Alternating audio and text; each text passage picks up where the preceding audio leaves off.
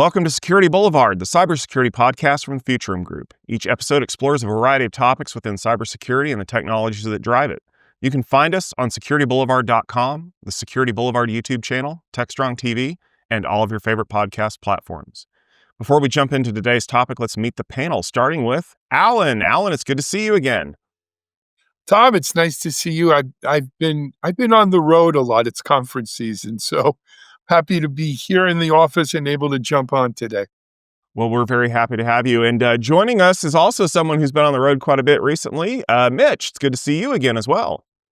I'm back in Guitar Central, where I belong. Exactly. You know what? I think I like your decor better than the hotel rooms in Las Vegas. You definitely have an eye for things that are interesting. I'm in my man cave. I got my stuff around me. Oh, well, that's awesome. I, of course, am in the formless void of my office because, let's be fair, you guys are more interesting than me. But let's jump into today's topic because it is something that's actually very interesting. And I think that, Mitch, you highlighted something I think that we all should be keeping an eye on. We've been talking about agentic AI a lot recently. We've had several episodes about it here. We've been covering it in a lot of other areas. But of course, the S in agentic stands for security. So one of the things we've got to figure out is how are we going to secure agentic AI? Now, before we even got started on this, we had to make sure that we were clear on this. We're not talking about using agents to do security on this episode. That's an entirely different conversation to have. We want to talk about how we're going to secure the agents themselves, because as we know with all things related to AI, those particular pieces of code have a lot of access. And if something were to figure out a way to confuse them or jailbreak them or potentially turn them against us, we could have a big problem on our hands. Mitch, I'm going to let you kind of lay things out since you brought this topic up. What is it about agentic security, meaning securing those agents, that kind of has piqued your interest? Well, the main thing is that we have been seeing announcements from vendors, the large vendors, the Microsofts and Googles, GitHubs even, and even folks that are kind of farther down the food chain around doing some different kinds of security with agents while they're rolling out agents. And why that's notable to me, Alan and I have been preaching the gospel of DevSecOps and shifting left or whatever, however you get software secure, and always questioning, are we making progress? Are we ever going to get there? And of course, I think beginning of the year, I would say we're in the hope mode. Well, we hope we do it right this time. Well, it appears that something, I'm not saying we're fixing everything, but there are a lot of products that are coming out for agent identity, security guardrails, control, some oversight. There's even talk around behavior and compliance.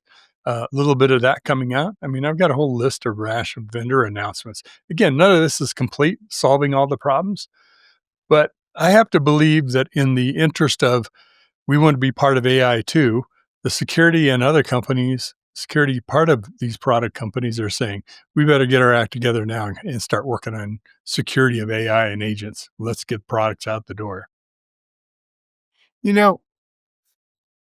Mitch, not to disagree with you, but I got to disagree with you. I think right now, just like every other tech company out here, security executives, security vendors are under tremendous amount of pressure from their board, their investors, the VCs to say, what are you doing with AI? What's your AI story? And for most of them,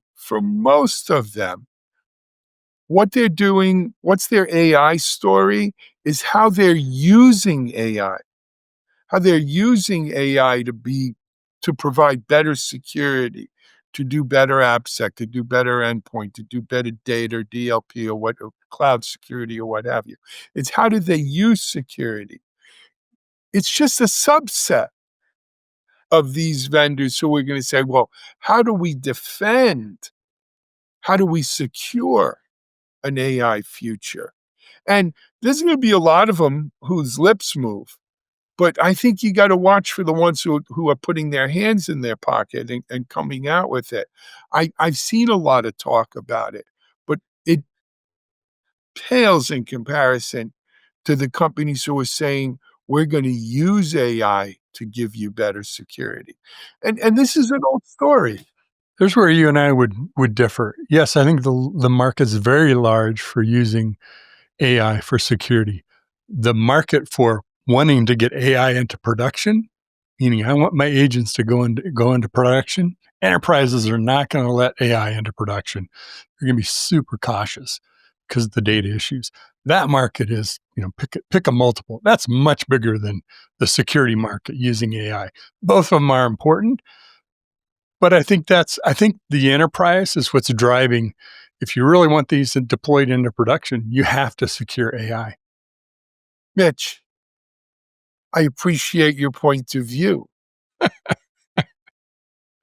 When has that ever actually been the truth? I was I've waiting heard for this this. one. Hey, I we was don't do waiting for open. this. Wait, let me take you back on a little trip down memory lane. Let's go to 2001, 2002. We don't use open source in the enterprise. It's not secure. Whose throat are we going to choke? Everyone was using open source. We don't use Wi-Fi in the enterprise. It's not secure. It's wide open. As people, you and I as people are tossing the WAPs under their desk when their bosses work by. We don't use the cloud. It's insecure. Cloud, the biggest inhibitor to cloud adoption is cloud security. As every developer and their mother whipped out a credit card and spun up instances. What makes you think this time's any different? It's not different in what you're saying in that way. I agree with what you're saying. What's different is we see companies coming out with security solutions earlier in the maturation of AI and agents. In the That's cycle. what I see as different. And I'm not claiming any clairvoyant that suddenly we're all going to get religions and secure all of our AI. But I do think the market, everyone wanting it's happening in observability too. You see companies like, okay, I want observability of my agents. How do we Dynatrace, Datadog, New Relic be part of the Microsoft announcement, right?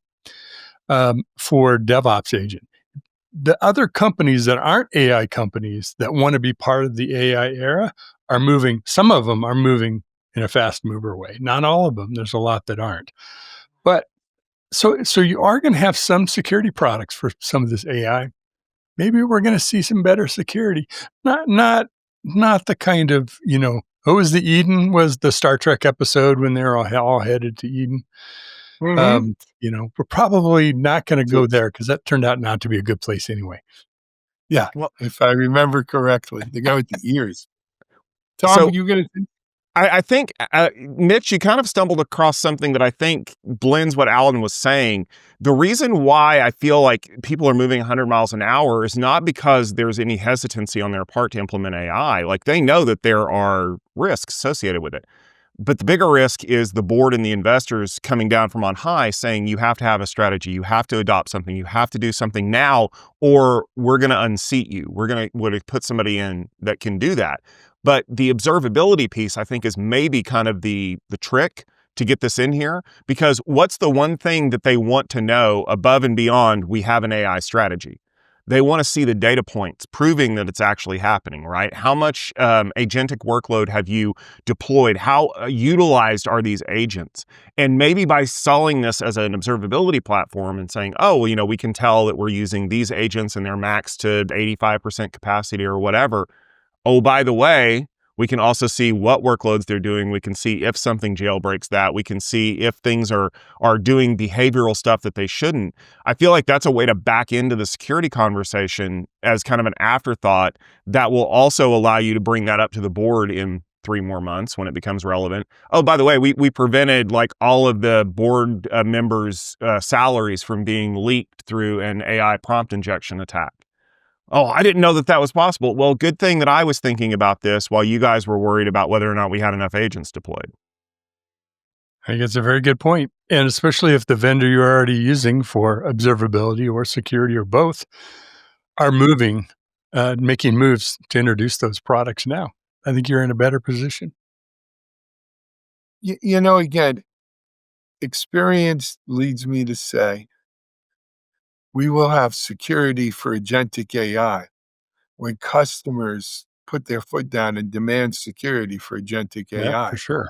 But to Mhm. Tom's point, when you've got the board and the C-level, what's your AI story? What's your AI story? How fast can we get this? How fast can we lay some people off and replace them with AI, right?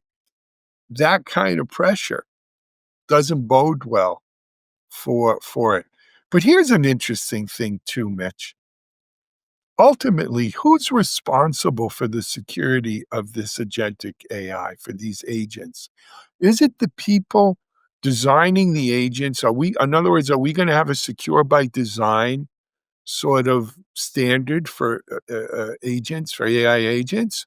Or are we going to see the rise of at first a cottage industry, hopefully growing into a, big part of not a big part, but a significant industry of security companies or, cyber companies that secure agentic AIs, maybe even robotic AI as well. But, so in other words, ultimately, who's responsible here? Is it a security company that's solely focused on the security of your agents?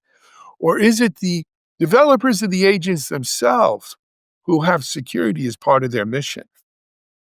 I think it's at least right now, what we're seeing is the companies that are creating the platforms for agents to operate within. So the Agent HQ, Microsoft, the Agent Hub at GitHub, that what they're building in the framework for. You heard at AWS last week, Alan, about their AWS security agent, their AWS DevOps agent, and coupled right in that announcement and here's the vendors who are integrating with that agent so they can connect into it.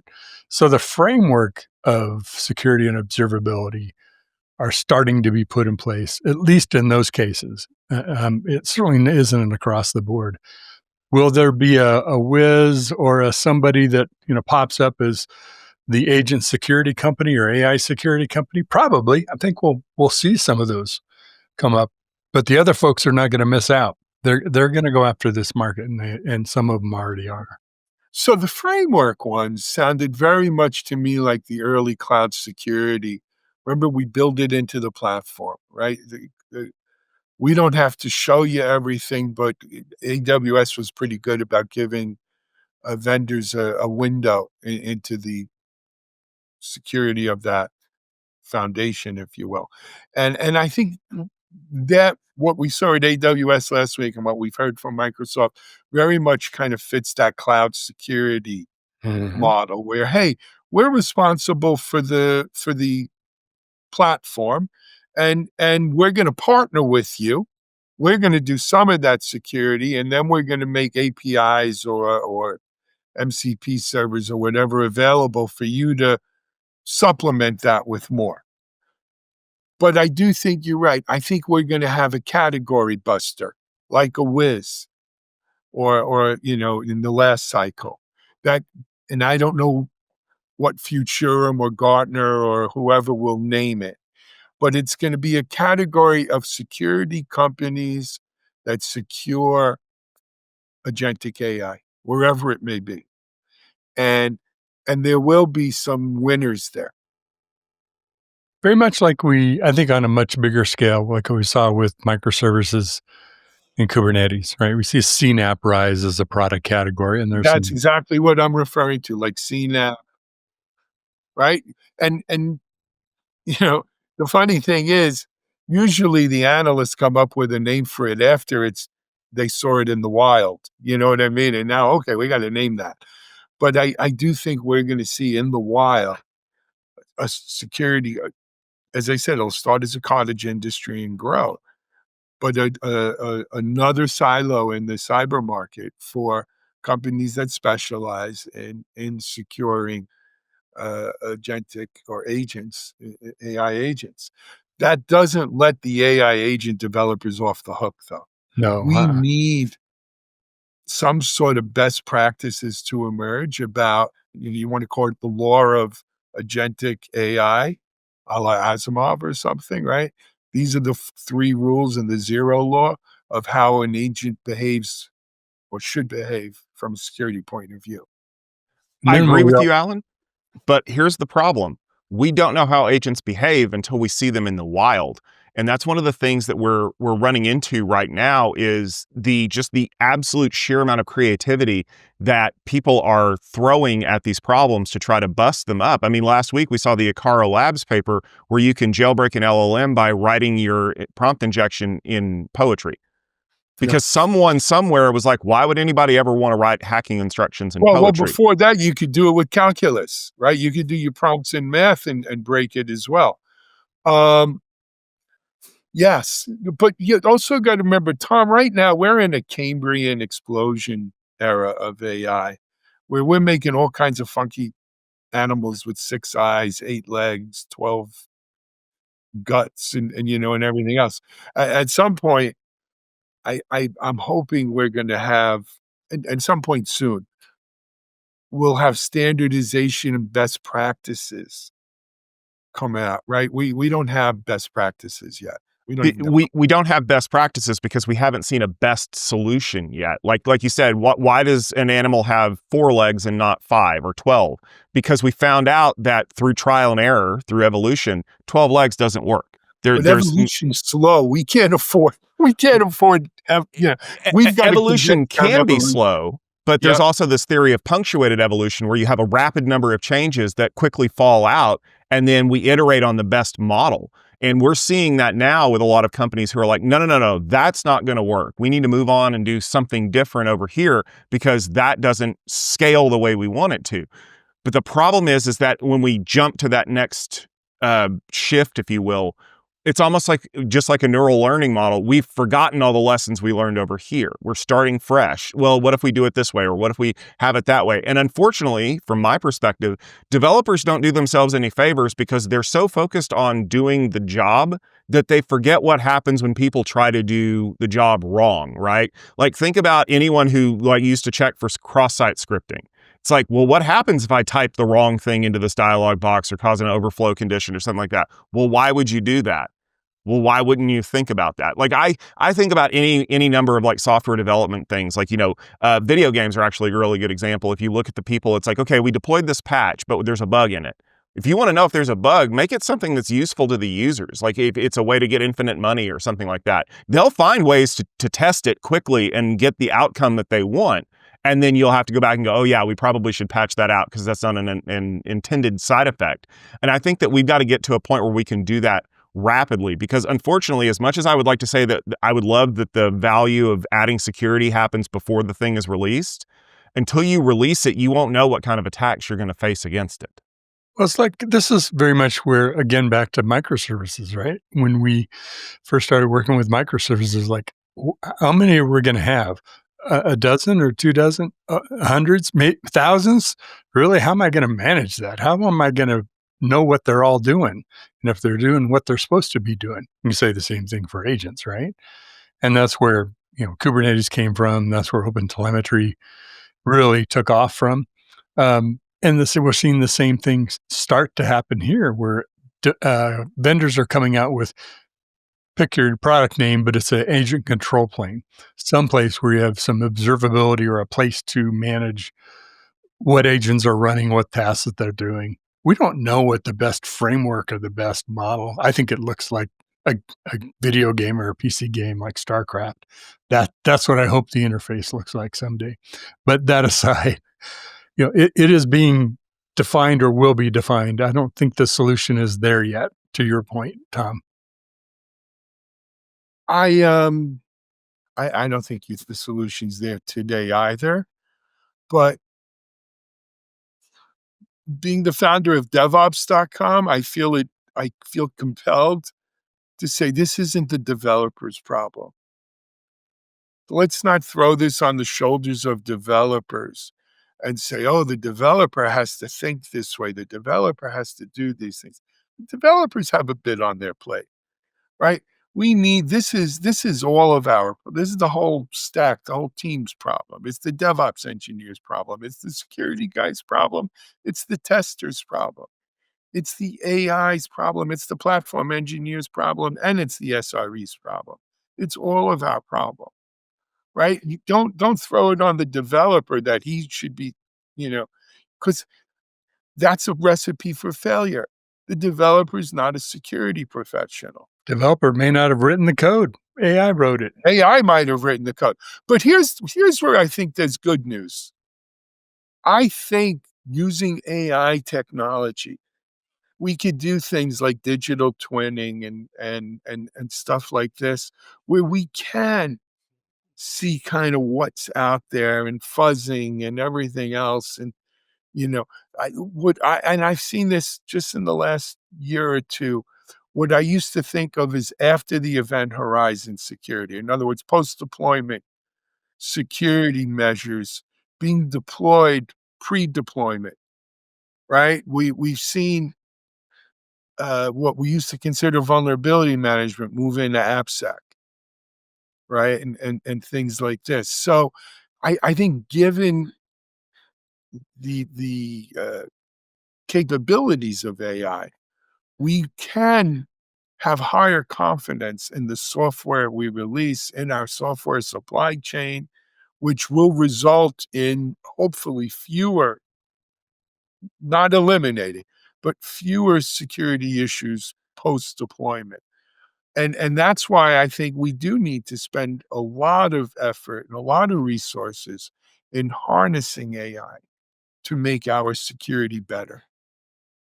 I think this also ties into things like the announcement with Anthropic buying Bun, the JavaScript runtime environment of, yes, I can imagine that for production use. I can also imagine that for setting up sandboxes and testing AI doing those tasks and actually running it as maybe part of the code generation process before it says, here's your code. I've got your code for you.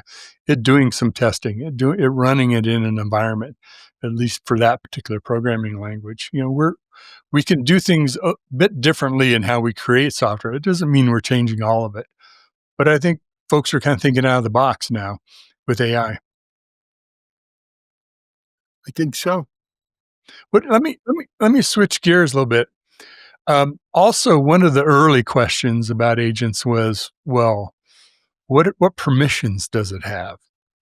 And the first company that I ran into that had made a decision about that, and may not have been, probably weren't the first company to do it, was to treat AI agents as a teammate, as a user in the system, to give them their own ID, their own credentials, if you will, security, but also their own permission structure and setup, and actually show up in the list of kind of users you can select to perform tasks and things like that. And that seems to be what the approach people are taking, is build on our identity, our IAM systems for agents. Now, is that enough? Will we need more? I don't know.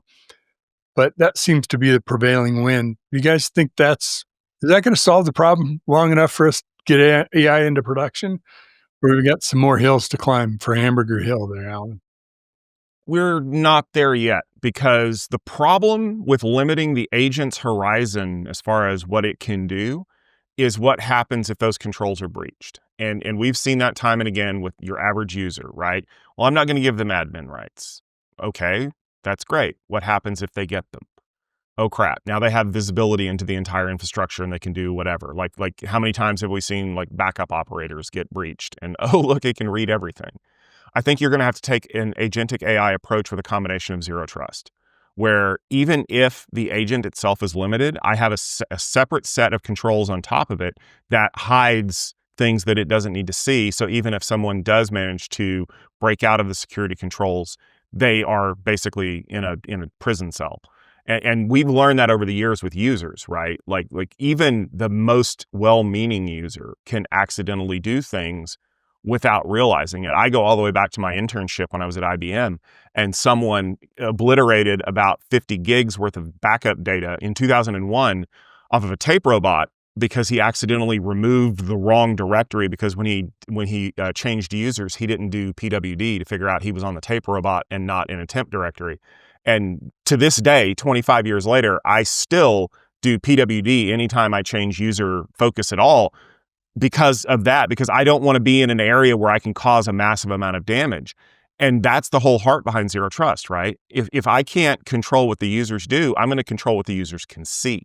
And I think we have to have that. we have to put an extra set of guardrails above the agents to prevent the kinds of attacks that could potentially cause them to do harm. Yes. So the thing about this though is we've got at some point we're going to start thinking of these agents, and we've seen this written already. Digital coworkers. Digital workforce. Yep. It's a digital workforce, and they're your digital coworkers. And again, we're going to need best practices to emerge, but these digital coworkers are going to have, I, I hesitate to use the word identity. They're going to have an identity and access management, right? An IAM for your digital workforce, right? And I bet you some of the IAM vendors are already working on this. And included in that, I think zero, don't leave your zero trust at the door when you're dealing with agentic AI, right? All of the policies and best practices we've developed around IAM should apply to our agents. Now, you've got MCP servers and these kinds of things. Very similar, Mitch and Tom, if you remember just 3 or 4 years ago, there was this whole move towards AI security. There was a whole bunch of AI security companies. API, you mean? Traceable, right? Yeah, API. Yeah. Yep. I'm sorry, API security. And now all of a sudden it kind of got subsumed. It went away pretty quick. I think we're going to see a similar thing around MCP. Yeah, no, I do I always that get too. my initials mixed up. MCP servers and the security built around those kinds of interactions. But they all fall within the broader category of IAM for agents. I think that's the likely outcome here. No, I was just gonna kind of wrap with, I think one of the things that is happening is we are building on some good things that we've done, because you see policy as code. Now that's policy guardrails, right? Even see behavioral because of the unpredictable nature of generative AI, behavioral and outcome based. There's different names people have for this, for the output to make sure that it's accurate. The others, I spent some time with a company that's taking the output of AI and then putting into structured languages, traditional languages, for further execution. So you aren't using the same resources, but also getting more predictable results. Kind of a hybrid approach of AI plus structured code. We're building on things we've done, including identity management. Not saying it's solving the problem, but we're not starting from scratch either. Like, how are we going to secure those APIs? I don't know. Maybe we should put an account on there, et cetera. So I'm cautiously optimistic, mostly hopeful that we'll do better this time. Even if it's marginal, it's better. I love the hope, Mitch. I appreciate it. But I also appreciate having Alan here to remind me that we've had hope before. Yeah. Keep hope alive. Keep hope alive. All right. I think we'll go ahead and wrap up the episode today on that note. We've got a lot of things in the air right now. I know it's the end of the year for most everyone listening to this podcast. I'm sure you hopefully have implemented Change Freeze December so that you're not dealing with any other craziness. But we've got a lot of stuff coming out. Mitch, what's something you've got coming up that people definitely want to be checking out? I definitely want folks to check out the Agent of Dev podcast that I'm doing with Brad Shimel. It's all about sort of what's real and what's happening in AI agent and agentic development, across the SDLC. So and both of us are coming at it as analysts and folks that have a practitioner background. And I've got a number of reports. We just did our AWS report combined with a bunch of analysts. Right now, we're kind of tuning the practices, so there'll be some information coming out about what I'm going to be doing with the software lifecycle engineering. So keep watching. Watch LinkedIn, because that's where I post everything. Great. Alan, what have you got coming up? Because I know you've been a really busy man. Yeah, I mean, you can keep up with me on LinkedIn or TechStrong TV, but what I really would like to call to people's attention is coming up after the first of the year. I think it's the week of January 9th, something like that, is our annual virtual event called Predict. This year, of course, it's Predict 2026, starring our Futurum analyst team. And each one of the analysts will be doing sessions on what they think is the big story, what they think you need to know for 2026. And it's always a great event. I think this year with the Futura team, it's going to be even better. So if you could go, I think it's predict2026.com or techstrongevents.com and look up Predict. But it's free to register and attend and ask questions, and it's going to be a great event. And I'm really looking forward to that. And we thank you all for listening to this episode of Security Boulevard Podcast. Remember, if you enjoyed this conversation, we would love it if you would subscribe on YouTube. Make sure you hit the notification bell and get all those updates. Or you can also subscribe to us in your favorite podcast application choice because we don't want you to miss any of these episodes. Do us a favor, leave a rating and a review and a comment. All of those things really help us get noticed by a lot of other people out there. And if you have somebody that really needs to understand security, this is the best place to do it. So send it to a friend. This podcast is brought to you by SecurityBoulevard.com and the Futurum Group. For show notes and future episode information, check out SecurityBoulevard.com, the TechStrong TV website, or the TechStrong TV app, which runs on Apple TV, Roku, any kind of smart device that has a screen. That app runs on it, and you're going to want to check it out. We also want you to check out our socials because we are on X, Twitter, and LinkedIn as SecurityBLVD, and there's a lot more content out there that you're going to want to check out. We thank you very much for tuning in for this episode. We'll see everybody next week.